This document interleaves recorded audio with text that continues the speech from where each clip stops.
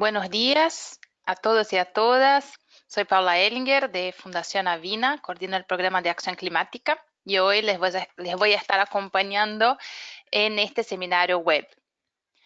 Vamos a esperar 5 minutos para arrancar, de manera que todos los colegas de la región que se hayan inscrito puedan participar.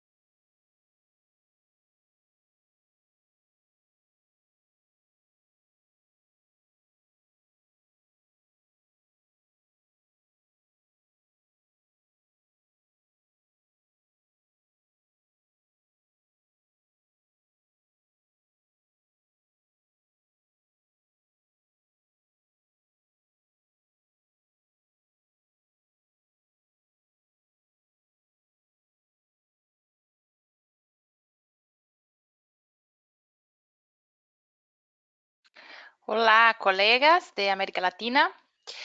Vamos a esperar 2 minutos más y ahí empezaremos con la sesión de hoy.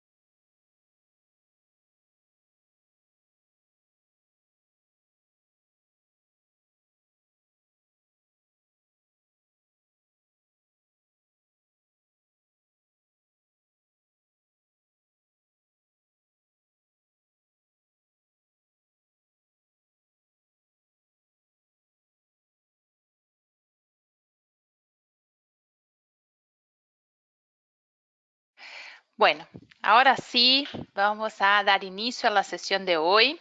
A los que llegaron recién, yo soy Paula Ellinger, responsable del programa de acción climática de Fundación Avina y estaré acompañando a ustedes en este webinario de hoy.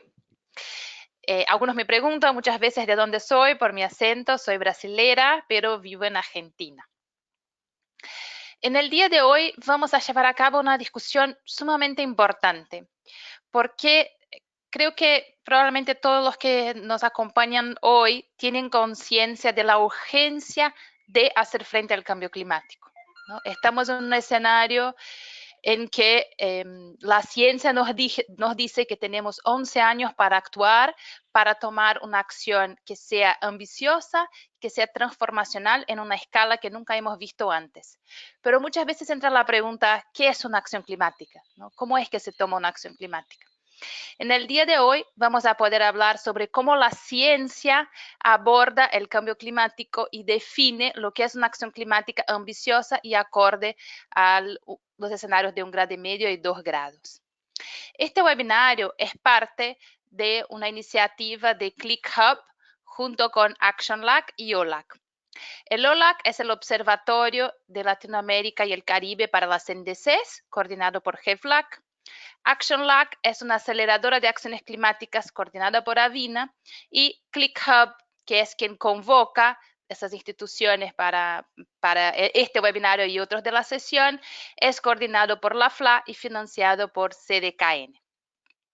El webinario de hoy es parte de un paquete de otras piezas comunicacionales que van a hablar sobre consideraciones científicas que deben guiar la acción climática.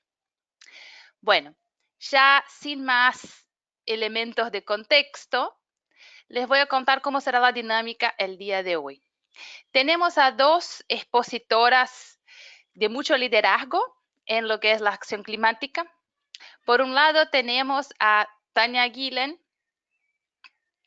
que es ingeniera ambiental con máster en manejo de recursos naturales y especializada en adaptación al cambio climático. Tania está basada en Alemania, si bien es nicaragüense, y recientemente estuvo involucrada en la preparación del reporte especial sobre el calentamiento global de 1,5 grados del Panel Intergubernamental sobre Cambio Climático de Naciones Unidas, el famoso IPCC. Tania ha sido autora, contribuyente y científica del capítulo. Actualmente es investigadora del Centro de Servicios Climáticos de Alemania, donde también desarrolló una beca de investigación del programa de Fundación Alexandra von Humboldt. Desde 2016 es parte del equipo técnico de GEFLAC, el Grupo de Financiamiento Climático para América Latina y el Caribe. Tania nos va a brindar la información sobre qué es que la ciencia dice que debe ser hecho para mantener un calentamiento global bajo 1,5 grados y bajo los 2 grados. Pero antes de escuchar a Tania, vamos a escuchar a Natalia Levert. Natalia es directora para México y América Latina del programa The Climate Reality Project. Ella estudió Relaciones Internacionales en el Instituto Tecnológico Autónomo de México y cuenta con un diplomado en Innovación Social por parte del Global School of Social Leaders de Austria. Natalia también tiene un diplomado en Educación Ambiental para la Sustentabilidad por parte de la Universidad Iberoamericana. Y en 2019 ha sido nombrada como una de las 30 promesas de México por la revista Expansión. O sea que la verdad es que tenemos dos expositoras de alto nivel que nos van a brindar sus perspectivas sobre cómo la ciencia puede guiar la acción climática. Después de sus presentaciones vamos a abrir para un espacio de preguntas y respuestas. Bueno, empezaremos la sesión con Natalia, que nos va a dar la base de lo que es el cambio climático y la acción climática. Gracias, Natalia. Hola, muchas gracias, Paula. Un verdadero honor estar con ustedes y, como dices, panelistas tan importantes en la región. Y bueno, vamos a hablar un poquito de ciencia básica del cambio climático y también ciencia básica de la acción climática. Entonces, voy a compartir ya mi pantalla. Acá. Vale. ¿Pueden ver ahí mi pantalla?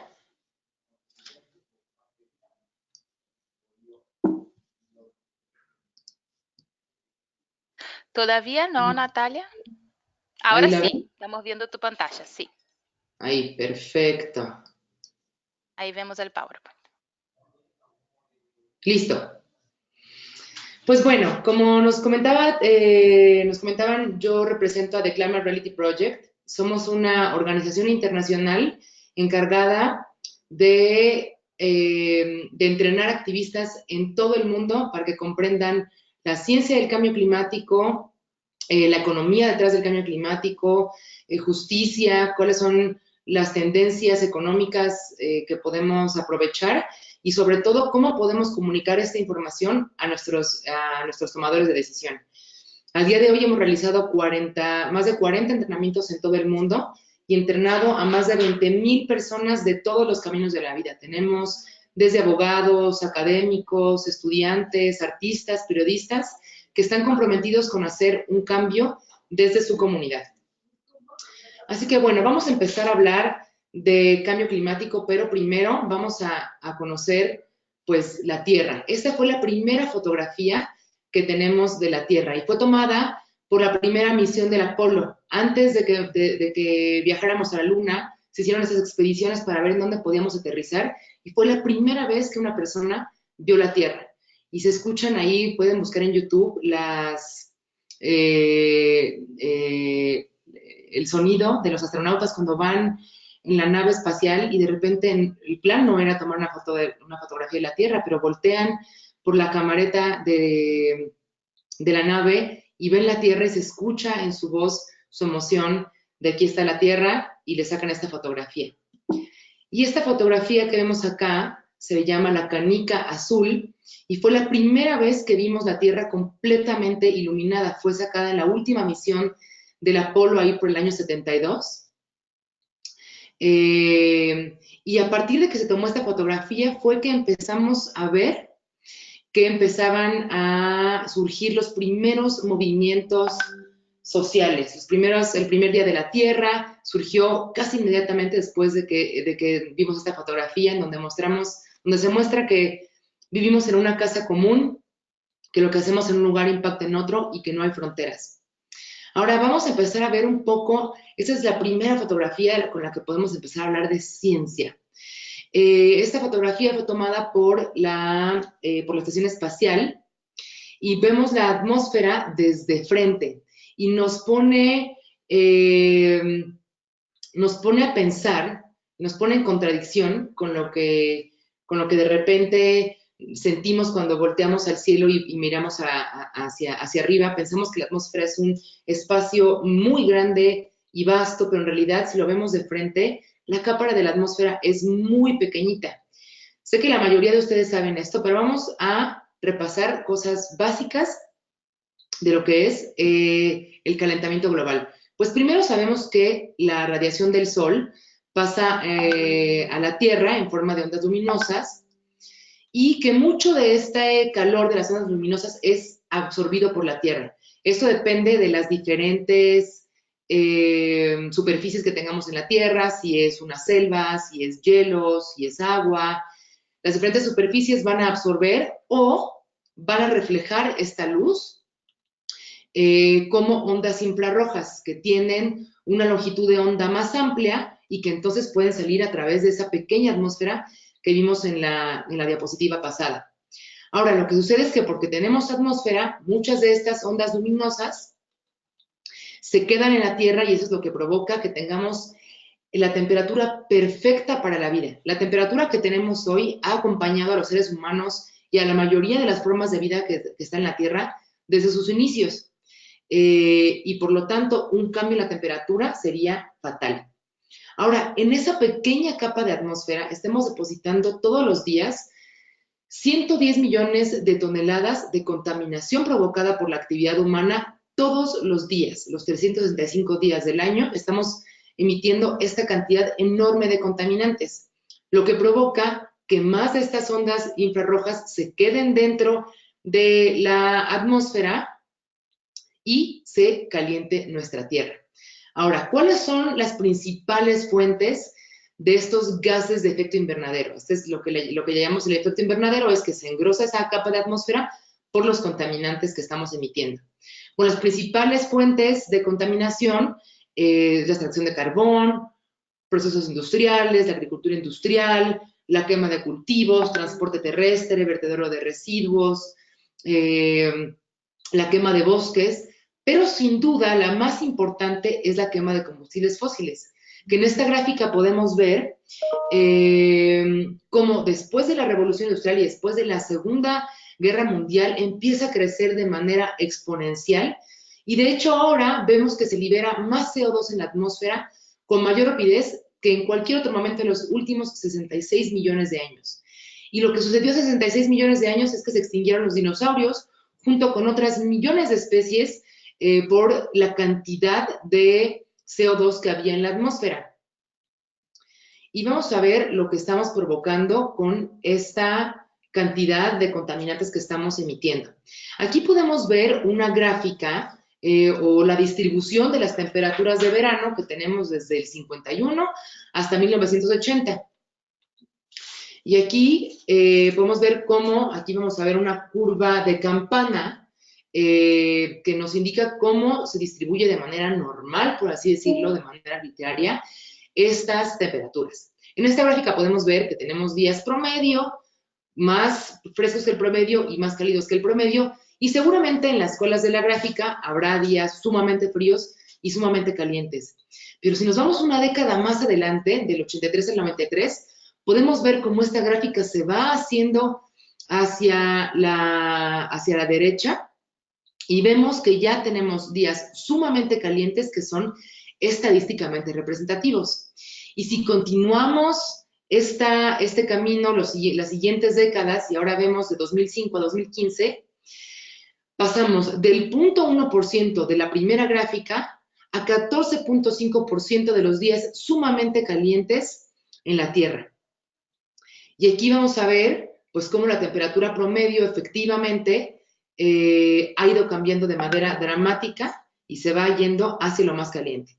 18 de los 19 días más calurosos que se han medido en toda nuestra historia han sucedido a partir desde el 2001 y esta tendencia sigue creciendo con graves consecuencias.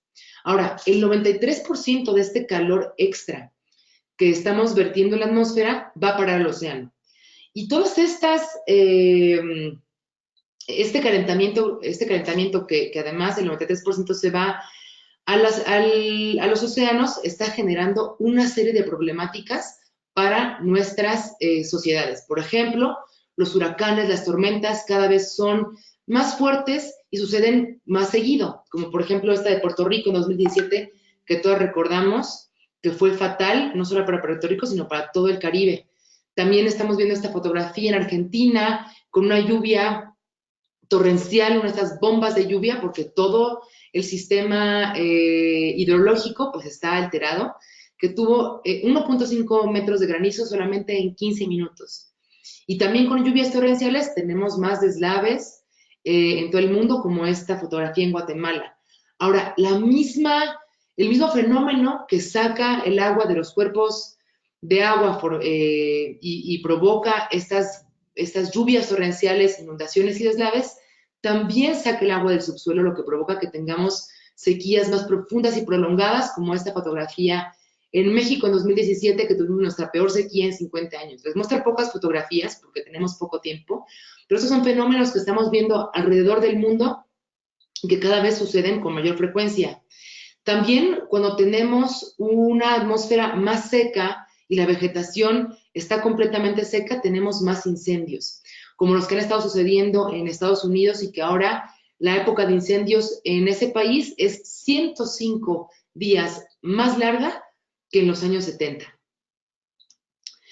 Ahora, estas problemáticas al final afectan los recursos de agua, de comida, la disponibilidad de recursos en general está afectada, lo que ha provocado ya conflictos armados, como por ejemplo, aquí vemos una fotografía de Túnez de 2011, lo que inició la primavera árabe y ocurrió después de que hubo unos incendios muy fuertes en Rusia, lo que provocó un alza en los precios de los alimentos y la primavera árabe comenzó cuando hubieron protestas en el centro de la ciudad y un agricultor se inmoló, se quemó vivo, diciendo cómo se supone que pueda sobrevivir si no puedo ni siquiera tener comida para mi familia.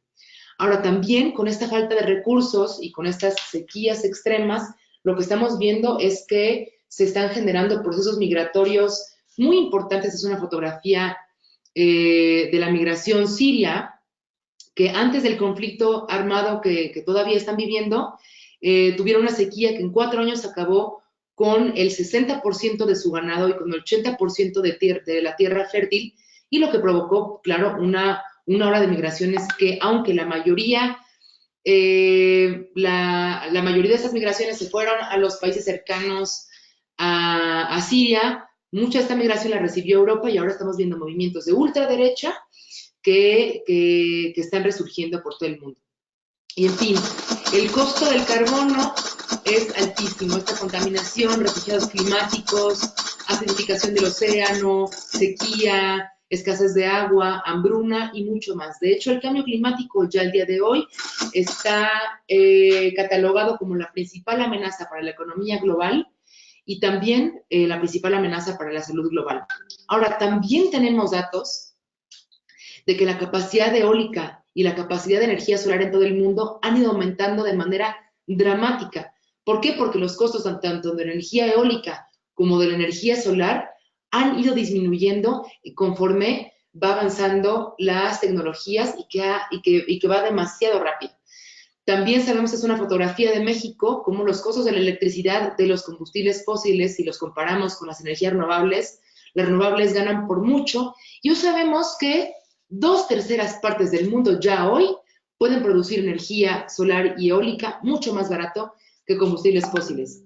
Ahora, otra de las datos que tenemos es que el uso de los automóviles eléctricos en el mundo también ha tenido un crecimiento exponencial en los últimos años y que vamos a alcanzar la paridad de precio con automóviles de combustión interna y los automóviles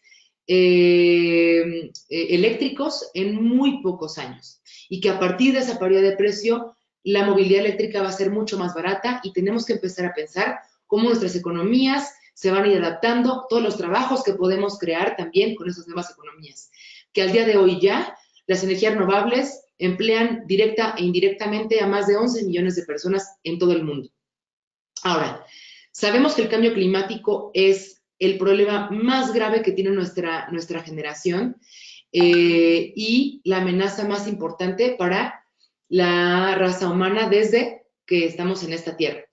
Así que vamos a voltear algunos movimientos sociales que han sido exitosos y ver qué es lo que tienen en común movimientos como el de Martin Luther King, de Gandhi y de los derechos LGBT. Bueno, pues hace pocos años, 2 científicas fabulosas, Chenoweth y Stephan, estudiaron por más de 2 años los movimientos sociales desde 1900, todos los movimientos sociales que han existido que hayan juntado al menos 1000 personas. Estudiaron 323 movimientos y lo que encontraron, número 1, es que los movimientos no violentos tienen el doble, 2 veces más posibilidad de éxito que los movimientos violentos. Y que además este tipo de movimientos no violentos de resistencia civil están creciendo en número y en éxito en todo el mundo. Ahora, la resistencia no violenta es un método basado en la acción civil que se utiliza para crear conflicto, pero utilizando medios sociales, psicológicos, económicos o políticos sin recurrir a la amenaza ni a la violencia. Y estas chicas en su estudio encontraron que todos los movimientos sociales exitosos, absolutamente todos los que encontraron, necesitaron movilizar al 3.5 de la población o menos para ser exitosos. Así que si bien tenemos una amenaza y un riesgo y un reto muy importante ante nosotros con el cambio climático, recordar que en la historia de los movimientos sociales solo es necesario movilizar al 3.5% de la población para generar un cambio significativo. Ahora vamos a ver algunas de estas tendencias de resistencia civil no violenta. 3 de las más importantes. La primera, hacerse notar. Salir a las calles, hacer ver que somos muchos, porque esto lo que provoca es que estas personas que no son tan echadas para adelante, por así decirlo, que de repente están ahí pensando si sumarse o no, Si nosotros les mostramos números y además les mostramos que somos un movimiento no violento, esto provoca que la gente que esté en medio y que no está tan animada también se sume al movimiento y que los líderes políticos vean que hay una masa crítica ya que está dispuesta a tomar un rumbo diferente. La segunda, muy importante, votar. Como sucedió en Suiza el octubre de este año, en el que vimos una ola verde en el Parlamento que no se ha visto jamás en la historia. Tenemos que entender que vivimos en democracias y también sacar provecho de que tenemos una voz en nuestras comunidades. Y la tercera, muy importante, es iniciar la conversación. En Climate Reality tenemos un compromiso grande con esta parte. Nosotros damos pláticas gratuitas de cambio climático a todo público. Esta es una fotografía de uno de nuestros líderes en Chile, que de una plática para niños pequeños, pero damos pláticas en gobiernos locales, en empresas, en universidades. En todos lados abrimos la conversación. Ya hemos dado más de 30,000 pláticas en todo el mundo en el tiempo que llevamos como organización. Y el siguiente 21 de noviembre tendremos también un día que se llama 24 horas de realidad, donde vamos a dar más de 1,500 pláticas de cambio climático en 73 países y vamos a impactar a más de 90,000 personas que van a estar escuchando de cambio climático. También otra forma de iniciar la conversación es sumarnos a las campañas de redes sociales de otras organizaciones. Por ejemplo, esta campaña de Amnistía Internacional que nos llama a pedir que nuestros países ratifiquen el Acuerdo de Escazú, que permite que haya más transparencia en materia de información climática y en los procesos de política climática en todo el mundo. Ahora, la última manera que les comparto de resistencia civil pacífica y que además es muy eficiente, pues es que cada quien desde sus lugares de trabajo y de estudio se sume al activismo. Por ejemplo, un artista que empieza a hablar de cambio climático o un abogado como nuestro CEO Ken Berlin, que empezó a tomar el tema de derecho ambiental como su bandera, o cualquier persona en su oficina que comience a hacer alguna campaña, por ejemplo, para compartir el automóvil entre todos o para empezar a separar los residuos. Estas actividades realmente que hacen una diferencia. Así que bueno, hoy invito a todos ustedes que están acá y nos acompañan al webinar a luchar como si su mundo dependiera de ello.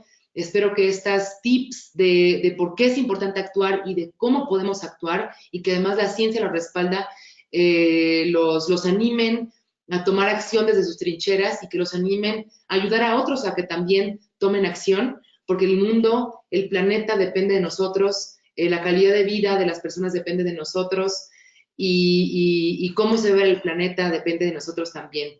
Aquí les dejo mis datos, nuestras redes sociales, donde pueden leer más acerca del activismo climático y de cambio climático. Muchísimas gracias. Muchísimas gracias, Natalia. Sumamente interesante y positiva tu presentación porque nos muestra que si bien el problema es de una magnitud que no conocemos, que no hay ninguna causa más importante por la cual movilizarnos, sí es posible dar la respuesta que la ciencia nos dice que tenemos que dar, ¿no? Y el número de 3,5% de la población del mundo nos llena de esperanza, ¿no? Muchas gracias por estas palabras y por estas aclaraciones. Les voy a comentar a todos que nos asisten que preguntas pueden ser enviadas por el chat. Y al final de la sesión vamos a abordar las preguntas que nos hayan llegado. Pero por ahora vamos a partir para escuchar a Tania Guillen, que nos va a contar sobre qué es que ha encontrado la ciencia en este último informe sobre el calentamiento global de 1,5 grados. Tania, te escuchamos. Hola, les saludo desde Hamburgo el día de hoy con mucho gusto y primeramente también muchas gracias a Paula y a todo el equipo organizador del webinar por darme la oportunidad hoy de estar compartiendo con ustedes y con los colegas que se conecten después una vez que este webinar quede grabado. Muchas gracias también, Natalia, por el resumen y por la base para esta presentación. Yo quiero compartirles hoy, como mencionaba Paula anteriormente, yo estuve involucrada en la preparación del informe sobre los 1.5 grados del IPCC, que fue aprobado el año pasado, y quiero presentarle un poco de información sobre los hallazgos principales y cómo estos se relacionan con la ambición climática ambiciosa que necesitamos en la región, pero también a nivel global.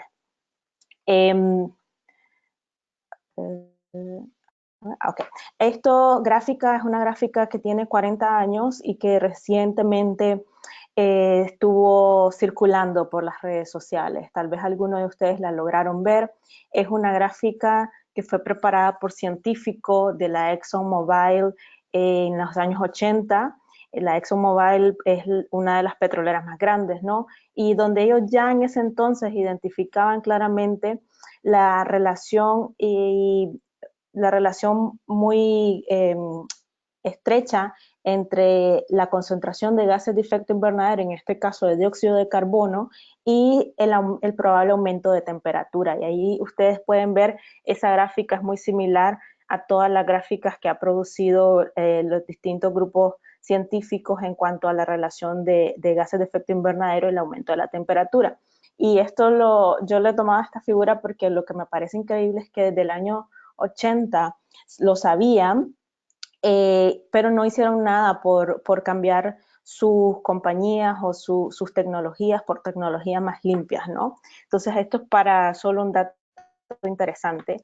Luego, como resumen de parte del trabajo previo del IPCC, que es el Panel Intergubernamental de Cambio Climático, que es un órgano de Naciones Unidas, esta gráfica donde ven los hombrecitos y la cantidad de azul, el azul significa cómo ha ido incrementando la certeza en la comunidad científica en cuanto a la relación de las emisiones de gases de efecto invernadero producidos por nosotros los humanos y su relación con el aumento de temperatura global, principalmente en el último mitad del siglo pasado, ¿no?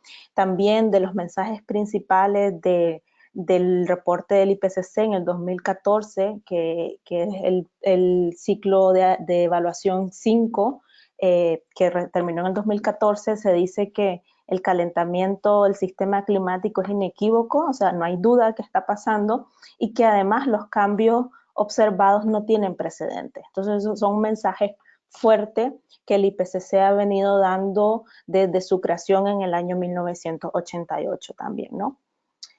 Luego, el reporte de los 1.5 grados que fue aprobado el año pasado, en octubre, por los gobiernos, por el IPCC, en unas sesiones maratónicas en Corea, y del cual tuve el privilegio de ser parte del proceso, este reporte es un reporte especial. Es el reporte que fue parte de la invitación del Acuerdo de París. El Acuerdo de París, como nosotros sabemos, tuvo como resultado primero la COP21 tuvo como resultado el Acuerdo de París, en el que uno de sus 4 objetivos, que aquí les presento, es el de mantener el aumento de la temperatura medio limitado en 2 grados y, si es posible, hasta 1.5 grados. Esto las colegas y muchos sabemos que integrar los 1.5 grados en el Acuerdo de París fue una lucha tremenda, principalmente de los países menos desarrollados, de los países del continente africano, de los países estados insulares, y que gracias a ellos en las negociaciones tenemos ese rango de temperatura. Y luego, en el Acuerdo de París, en la decisión de la COP21, se invitó al panel de cambio climático, al IPCC, para que preparara para el año 2018, es decir, para el año pasado, y para que fuera parte del Talanoa Dialogue, un informe sobre los efectos de un calentamiento global de 1.5 grados y también sobre las trayectorias de emisiones. Y esta invitación surgió porque hasta ese momento muy poco conocíamos o sabíamos de los 1.5 grados y qué podían significar.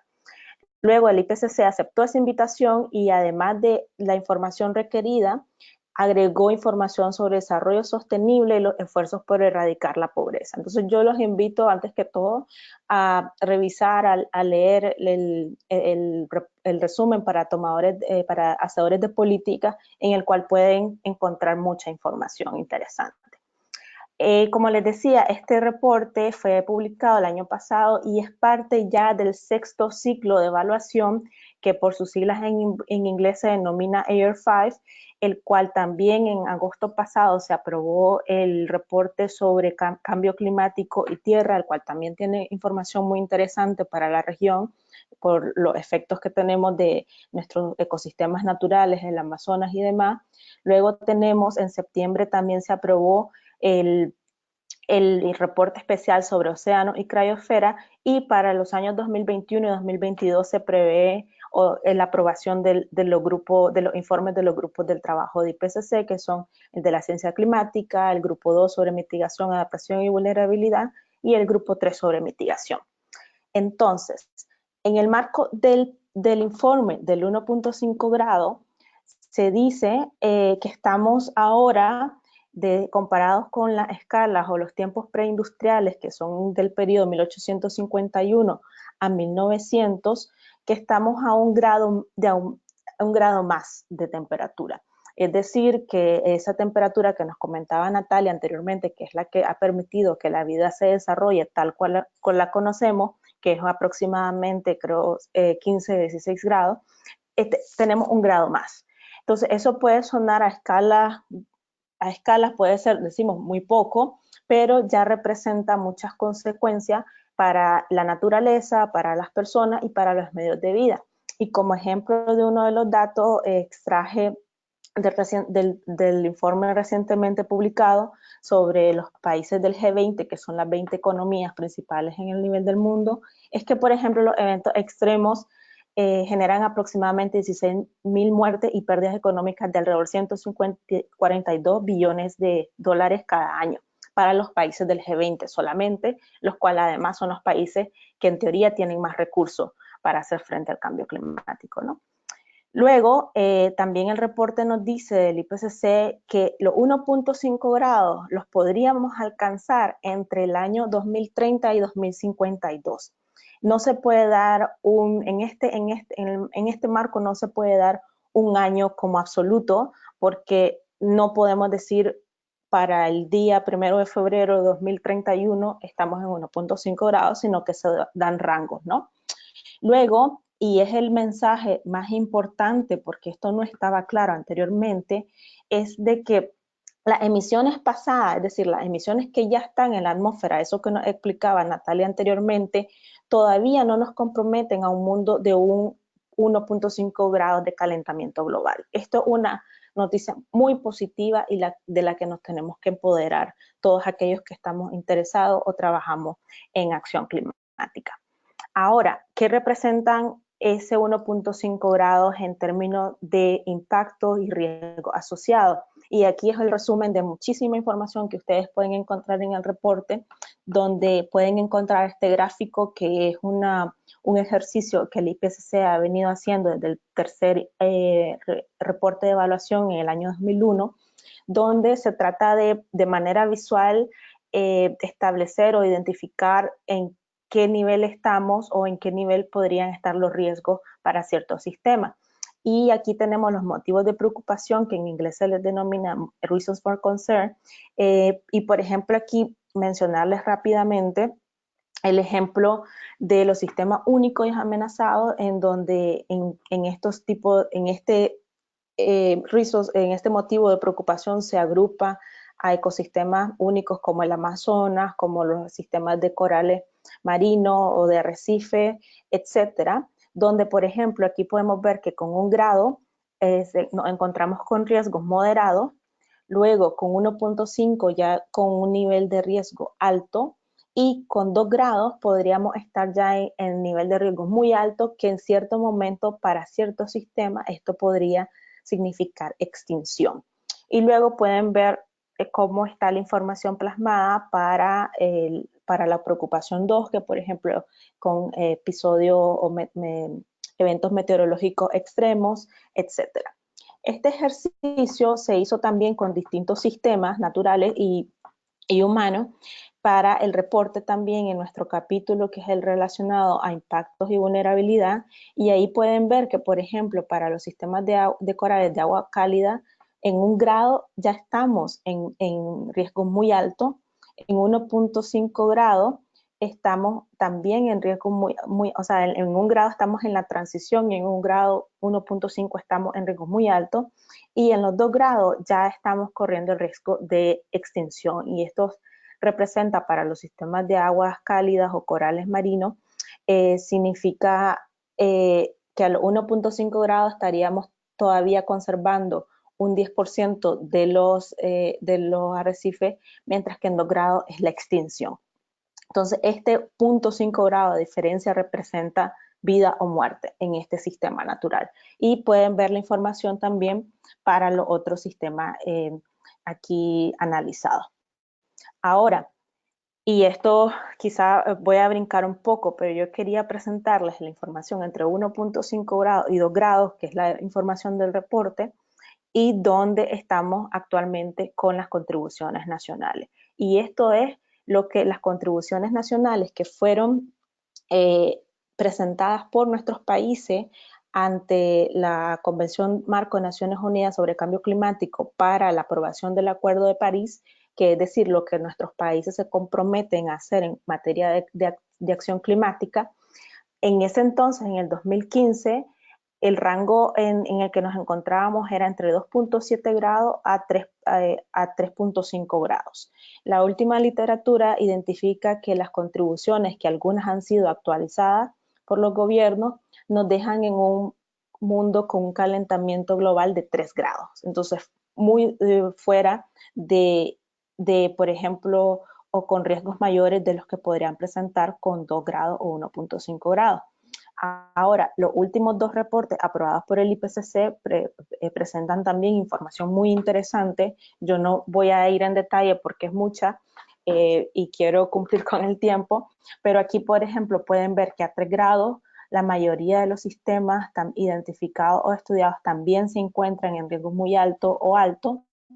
El bloque de arriba es la información que extraje del reporte sobre uso del suelo y la tierra, y abajo tienen la información sobre el sistema del océano, ¿no? Y cómo están los riesgos también identificados, y con 3 grados, que es lo que las NDCs nos dejan en este momento, pueden también identificar ustedes los riesgos. Ahora, ¿cómo nosotros, sabiendo que los 1.5 grados o 2 grados ya nos establecen o identifican algunos riesgos, cómo logramos nosotros cumplir con esos límites? Y no es que nuestra meta sea llegar a los 1.5 o 2 grados, ojalá pudiéramos limitarnos bastante menos que eso, pero estableciendo esas metas que ya son muy ambiciosas, ¿cómo como sociedad las podríamos lograr? Bueno, podríamos quedarnos bajo los 1.5 grados si reducimos las emisiones de dióxido de carbono en un 45% al año 2030, o si referido al límite de 2 grados, o una disminución del 20%. Si también queremos cumplir los 1.5 grados o el límite, tendríamos que alcanzar emisiones cero netas al año 2050, y eso significa que las emisiones que nosotros generamos tienen que ser absorbidas o quedar en neto, en cero, por los procesos naturales de absorción de los gases de efecto invernadero. Y eso tendría que pasar en el 2050. Luego, también el reporte nos dice que limitar el calentamiento en 1.5 grados requerirá de cambio a una escala sin precedentes. Y esto se menciona porque, por ejemplo, necesitamos grandes reducciones de emisiones en todos los sectores, no solamente en el sector energético, que es el que hasta el momento siempre ha generado mayores emisiones, sino también en los sectores de transporte, en los sectores de construcción, en el sector de producción de los diferentes alimentos, etcétera, ¿no? Luego, necesitamos cambios de tecnología. Natalia también mencionaba, por ejemplo, el caso de que la tecnología de energías renovables, paneles solares, cada vez es más barata. También el cambio sobre los automóviles eléctricos, que si estamos usando automóviles eléctricos y que su generación o la energía que usan es generada por energía renovable, eso es una parte muy positiva y sabemos que puede funcionar, ¿no? Por ejemplo, Costa Rica lo está intentando. Y luego tenemos también la parte de cambios de comportamiento, los niveles de consumo tienen que cambiar, no podemos seguir en los niveles de consumismo que vivimos actualmente. Y luego también necesitamos mayor inversión en opciones bajas de carbono. Ahora, y se los voy a mostrar muy brevemente, luego los pueden revisar cuando tengan acceso a las presentaciones. El IPCC en el reporte de los 1.5 grados presentó 4 trayectorias ilustrativas de cómo podríamos nosotros limitarnos en los 1.5 grados y cómo dependeríamos de tecnologías desconocidas, y presentó 4 trayectorias. La primera es y esto es importante mencionar, que esto es para identificar que la manera y el tiempo en que llegamos o estabilizamos a los 1.5 grados es de suma importancia. Y luego la primera trayectoria es la que incluye o es la ideal y más ambiciosa, la que incluye innovaciones sociales, empresariales, tecnológicas, una descarbonización muy rápida. No se depende de tecnologías desconocidas de captura de carbono, sino que los sistemas naturales podrían absorber el carbono que está en la atmósfera de manera adicional. Luego tenemos la segunda trayectoria, que es un giro más hacia pautas de consumo sostenible, y hay una cierta aceptabilidad para las tecnologías de captura de carbono. Luego tenemos una trayectoria o escenario intermedio en el que básicamente seguimos haciendo negocio y se reduce las emisiones de carbono por el cambio de modo de producción, pero no necesariamente por el modo de consumo. Es decir, dependemos de la tecnología.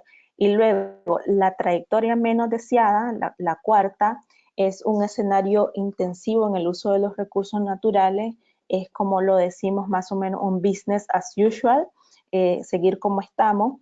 Y las reducciones se dan por medios tecnológicos y no se dan necesariamente con tecnología que conozcamos, sino que dependemos de tecnología que absorba o capture el carbono de la atmósfera y que la almacene en algún otro lugar, y esas son tecnologías que no están ni siquiera en prueba, que son conceptuales y por lo tanto no podemos depender de ellas y nuestro sistema global no puede, ¿no?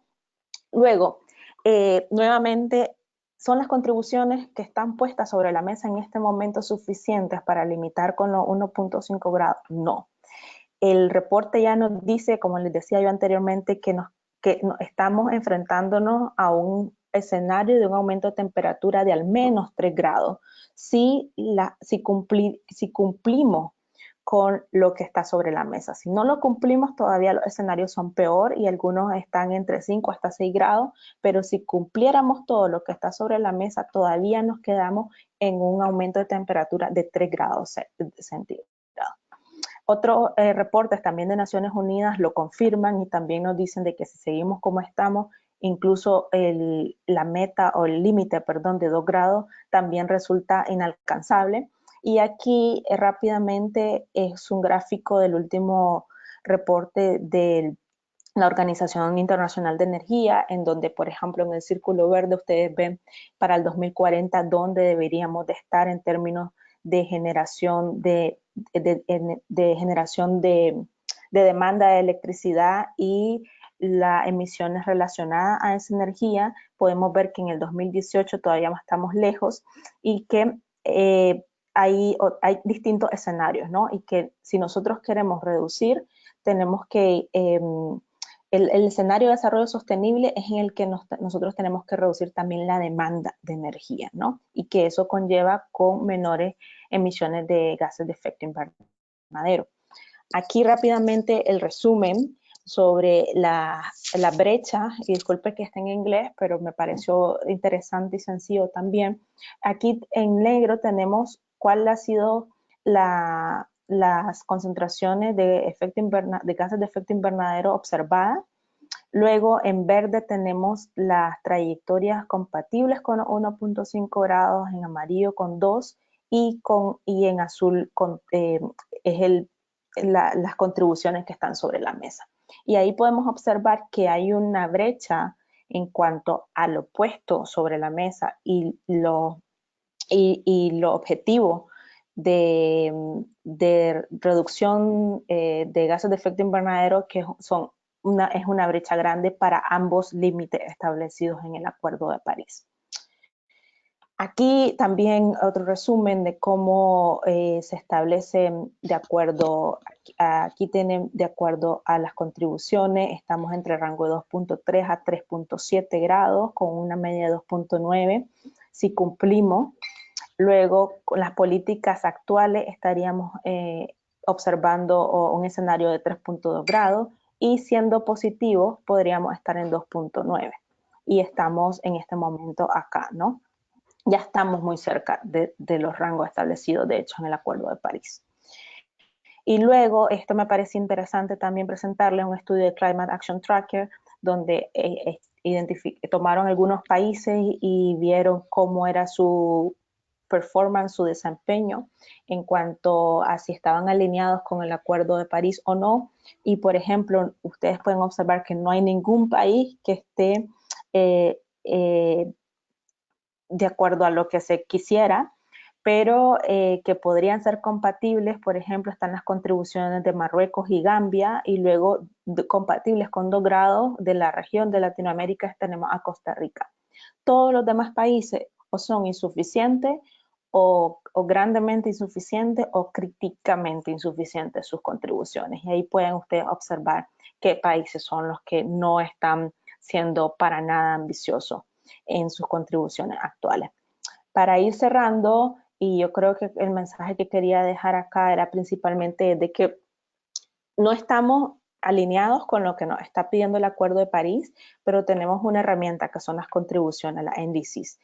La primera revisión de la NDC, según el Acuerdo de París, debe presentarse al año 2020. Muchos de los países están trabajando en una revisión, principalmente esto para ir más alineados con las metas o con los límites, y en el 2020, el año que viene, tienen que presentarlo, y por eso también va a ser la importancia de la COP26, y luego cada 5 años a partir de ese momento. Y ahí es donde está la parte de que nosotros, como tanto científicos como sociedad civil, podemos ir incidiendo en demandar a nuestro gobierno en que presenten sus contribuciones alineadas al Acuerdo de París y que cada vez sean más ambiciosas, como el Acuerdo de París también lo define. No pueden presentar en el 2020 una contribución que en el 2025 sea más débil. Eso no está permitido y no debe permitirse, ¿no?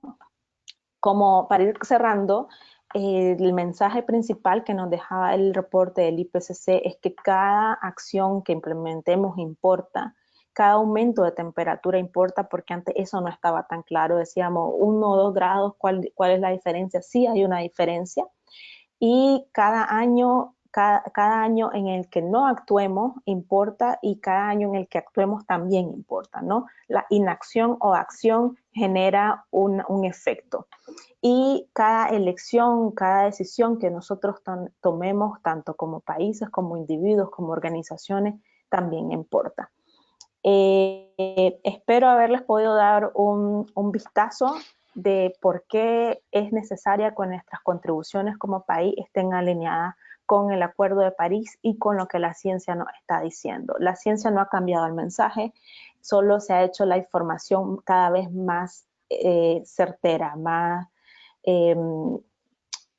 certain, no, más clara, ¿no? Muchas gracias. Muchas gracias, Tania. La verdad es que sumamente importantes los mensajes que nos traes, y preocupantes, y a la vez nos llenan de esperanza, ¿no? fuiste muy clara en mostrarnos la diferencia entre un escenario de 1,5 y 2 grados y mostrarnos que sí hay que actuar. Nos diste la mala noticia de que hoy los planes nos llevan a un escenario peor de lo que mostraste, porque nos lleva a 3 grados.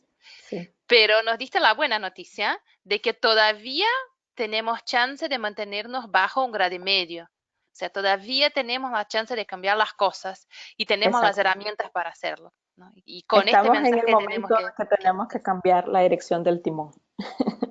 exacto, en el momento justo, ¿no? Es una Exacto. responsabilidad tremenda que nos toca a nuestra generación. Bueno, tenemos muy poquito tiempo. Yo no quise interrumpir porque la verdad es que me parece que es súper importante que vos pudieras traer la información en su completud. Pero tenemos 5 minutos por si hay preguntas de la audiencia. Si alguien tiene preguntas, que por favor o pongan en el chat o levanten la mano. Y mientras recibimos manifestaciones, yo quería hacerles una pregunta, que es, bueno, frente a noticias como esa, es importante que actuemos, ¿no? Que tomemos acción y que nos inspiremos, que encontremos fuentes de inspiración para seguir adelante y realmente lograr lo que todavía podemos lograr, que es frenar el calentamiento global para que no suba más que 1,5 grados. De las cosas que están viendo en la región, ¿hay alguna acción o algún actor que esté tomando alguna acción que les parece bastante alineada a lo que recomienda la ciencia y que ustedes recomiendan que sigamos, ¿no? Que miren, no sé, algún municipio en específico, alguna organización de base, el mismo movimiento de los jóvenes? ¿Qué acción ustedes ven como un potencial de estar muy alineado a lo que recomienda la ciencia y que debiéramos seguir? Tomo la pregunta, tratando de ser breve. A nivel individual, a nivel de movimientos sociales, a mí me ha parecido, y al haber estado involucrada en el reporte de los 1,5 grados, maravilloso la reacción que ha tenido los resultados en cuanto a los jóvenes y las movilizaciones de los jóvenes pidiendo por su futuro, básicamente, ¿no? Y por su presente también. Eso a nivel individual me parece, por lo menos aquí en Alemania, ha sido todos los días se escucha en las radios, en las noticias. Luego, a nivel de países, como ejemplo, en la región de Centroamérica tenemos interesante el ejemplo de Costa Rica, ¿no? Que genera su energía nacional a base de fuentes renovables casi todo el año. Eso es un ejemplo de que se están haciendo cosas, de que es posible desarrollarse o buscar el bienestar de nuestras sociedades, de nuestras poblaciones, en base a un desarrollo sostenible y limpio y resiliente también. Son de manera breve ejemplos que a mí me animan a seguir comunicando y facilitando la información, ¿no? Porque la información debe generar acción. Y Gracias, Tania. también te diría, bueno, creo que estoy muy alineada acá con lo que nos platica Tania. Eh, Nosotros tenemos, como les decía, más de 20,000 activistas entrenados por la organización, y cada que conozco a uno de ellos, o sea, te podría platicar 1,000 historias fácilmente. Tenemos un líder climático que tiene una de las empresas de renovables más grande en el país. En Costa Rica hay una chica que está replicando el parlamento ya para enseñar a los jóvenes cómo hacer leyes, cómo revisarlas. Yo creo que los liderazgos individuales, eso que decía al final Tania, cada acción importa. Los jóvenes se lo están tomando muy en serio y lo están haciendo con mucha valentía y hacia adelante. Y ahora el ejemplo de Costa Rica es muy bueno, es muy interesante. Y aquí volvemos a la importancia de votar, porque en las siguientes votaciones se viene también, como lo decíamos, esta ola de derecha en todo el mundo, y ahora los avances que hemos hecho por la vía democrática no podemos dejarlos ir. Todo esto en lo que creemos que es la vía para avanzar, los que nos estén escuchando y tengan edad para votar, en cualquier votación, no tiene que ser presidencial, no tiene que ser la grande, por favor participen, porque de eso depende que esos liderazgos que están haciendo bien las cosas puedan llegar al poder. Súper importante, Natalia. En las próximas elecciones en los distintos países se va a jugar no solo el futuro de los países, pero del planeta, ¿no? Acá recibimos una pregunta de Luciana Raquel Moncada, y si bien ya son las 3, si me permiten extender 2 minutitos, así ustedes pueden contestar, que es importante. ¿De qué forma podemos impulsar a países como Estados Unidos que intervengan en pro al medio ambiente, tomando en cuenta que son uno de los principales emisores de CO2 y su postura respecto a que no existe el cambio climático? ¿Sí, cuál de las dos quisiera tomar la pregunta? Pues yo puedo responder como a nivel individual. Recordemos que la toma de decisión no está nada más a nivel gubernamental. También hay muchas empresas que tienen un poder importante en cómo se hacen las cosas. Entonces, como consumidor podemos escribirle a estas empresas, decirle lo que estamos esperando de ellos, o una de las formas de resistencia civil pacífica es el boicot. Conocer de dónde vienen nuestros insumos, nuestra ropa, todo lo que consumimos diariamente y poderlo comunicar de manera eficiente con nuestra comunidad y tomar una postura, eso importa para las marcas. Y por eso estamos viendo cómo ha crecido muchísimo este rollo del marketing verde y se están ofreciendo nuevos productos y servicios, porque para las empresas importa. Y hoy hay muchos estudios de mercado que dicen que estas nuevas generaciones están dispuestas a consumir otro tipo de productos y ya no están dispuestas a degradar el medio ambiente por una idea de éxito que no corresponde. Entonces, como individuos tenemos mucho poder y activarnos políticamente también en las campañas de allá. Si tenemos familiares que viven en ese lugar, invítenlos a votar. Y yo agregaría también que a nivel, o sea, si la pregunta va por Estados Unidos, yo conozco lo que conocemos, ¿no?, en la región de las noticias, pero creo que en Estados Unidos el nivel federal, estatal, tiene un poder grande, ¿no? Entonces, también si se eligen gobiernos progresistas, gobiernos con plataformas y políticas y propuestas en relación al cambio climático, y se eligen, también se pueden hacer cambios. Recordemos también que los gobiernos tienen o deberían tener límites, ¿no? Entonces, y si bien Trump ha prometido o ya dijo de que Estados Unidos oficialmente sale, eso se hace vigente, si no me equivoco, 2 o 3 días después de que termina su periodo o de las elecciones del año que viene.